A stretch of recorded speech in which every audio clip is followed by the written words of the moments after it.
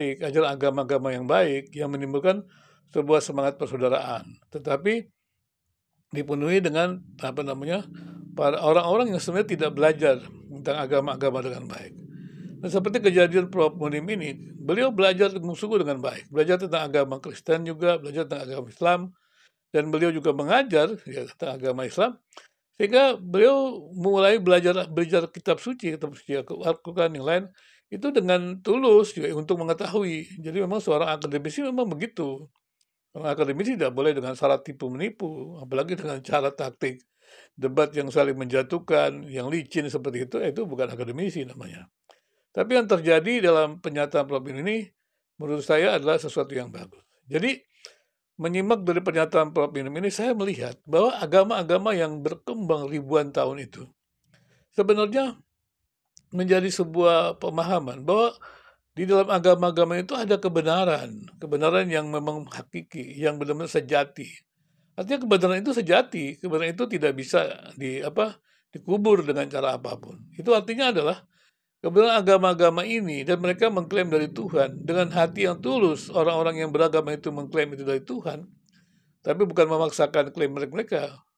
Maka sebenarnya kita bisa belajar. Dari keberagaman agama-agama kita bisa belajar. Kita bisa mengenal Tuhan yang maha besar, yang tak terbatas itu, justru dengan kita belajar dari agama-agama yang berbeda. Tentunya kita mesti punya identitas agama kita dulu, supaya kita punya pemahaman dulu. Dan saya pikir kita tidak perlu takut juga ada sinkretisme, karena memang tidak bisa sinkretisme. Kebenaran bertemu dengan kebenaran ya hanya kebenaran begitu. Kecuali kebenaran dengan kejahatan, kebenaran dengan kebohongan, itu sudah tidak tahu lagi namanya. Tidak ada nilai di sana. Tidak lagi bernilai. Tetapi di sini adalah kebenaran dengan kebenaran. Dia tetap bernilai. Jadi kebenaran Kristen, kebenaran Islam, kebenaran Hindu, kebenaran Buddha, dia adalah kebenaran. Kalau dia ada merupakan kebenaran yang telah diuji, dan itu bisa menjadi landasan bersama, seharusnya agama-agama itu memahami. Kita semua memahami bahwa ada jalan untuk kita manusia ini untuk membangun hidup bersama. Jadi saya setuju bahwa agama-agama itu harusnya mendorong adanya sebuah diskusi bersama untuk membangun hubungan bersama, kekuatan bersama. Sehingga dengan demikian, maka agama-agama itu memberikan kontribusi besarnya dalam pembangunan bangsa. Ya, ini merupakan sesuatu yang penting menurut saya. Karena kalau tidak demikian, maka bagaimana ya dunia publik ini dipenuhi dengan hal-hal yang tidak benar.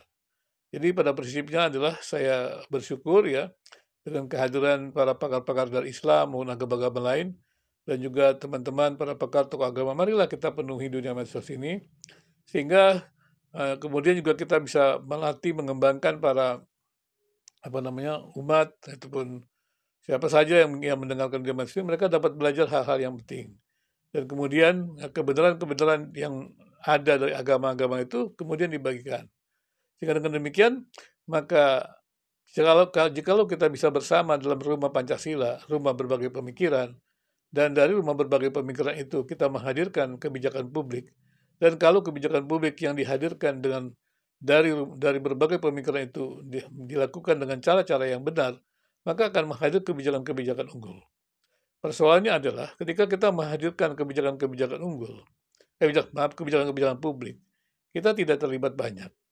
Dan kemudian kalaupun ada keterlibatan, terlalu ada namanya pertarungan. Pertarungan untuk mendominasi. Bukan pertarungan untuk memperjuangkan nilai-nilai bersama. Harusnya kebijakan publik itu adalah pertarungan nilai-nilai bersama. Nilai-nilai bersama itu berarti kebaikan bagi agama-agama. Jadi tidak boleh partai politik mempromosikan politisasi agama, hanya mendukung agama tertentu, seperti juga yang hari-hari ini ramai dalam pilkada. Ya, para politisi itu memanfaatkan agama untuk mendapatkan jabatan, untuk mendapatkan kedudukan. Para tokoh-tokoh agama mesti menyadari itu. Ya, namanya juga politisi dan ingin menang begitu. Ya, mereka bisa tergoda dengan segala macam. Nah, rakyat yang memang memiliki hak untuk memilihnya harus juga sadar, harus juga memahami kondisi-kondisi tersebut.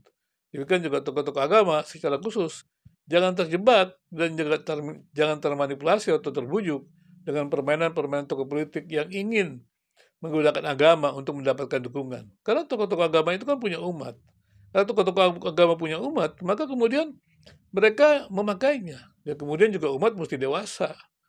Ya, jangan sampai juga, ada indoktrinasi tertentu dari tokoh-tokoh agama sehingga rakyat menjadi ya mengikuti, bukannya menjadi berdaulat, tetapi justru kemudian dipakai menjadi alat untuk kepentingan individu atau kelompok tertentu. Jadi sekali lagi ya saya senang dan saya bersyukur dengan ruang medsos yang kembali makin dipenuhi dengan para tokoh agama, para pemikir, para peneliti tentang agama dan masyarakat yang hadir, dan teman-teman yang terus mengadakan sensasi-sensasi di ruang publik. Ya, kita berharap bisa tenang, bisa belajar dengan baik daripada terus disasar undang-undang penodaan agama. Lebih baik kita membuat sesuatu yang memberikan kontribusi positif. Untuk apa sih mengejar sesuatu, ya uang ataupun kekuasaan dengan cara-cara yang tidak baik, apalagi dengan mengatasnamakan agama. Karena agama itu harus memuliakan Sang Pencipta dan memuliakan sesama. Jadi debat-debat agama yang menghancurkan yang lain, menista, menghujat adalah sesuatu yang harus ditinggalkan. Karena itu tidak sesuai dengan kemanusiaan yang beradab. Manusia yang sama-sama adalah ciptaan Tuhan harus dihormati. Dan kiranya dialog-dialog agama di ruang YouTube ini akan membuat umat beragama di Indonesia semakin mendapatkan informasi yang tinggi, yang baik, dan kemudian juga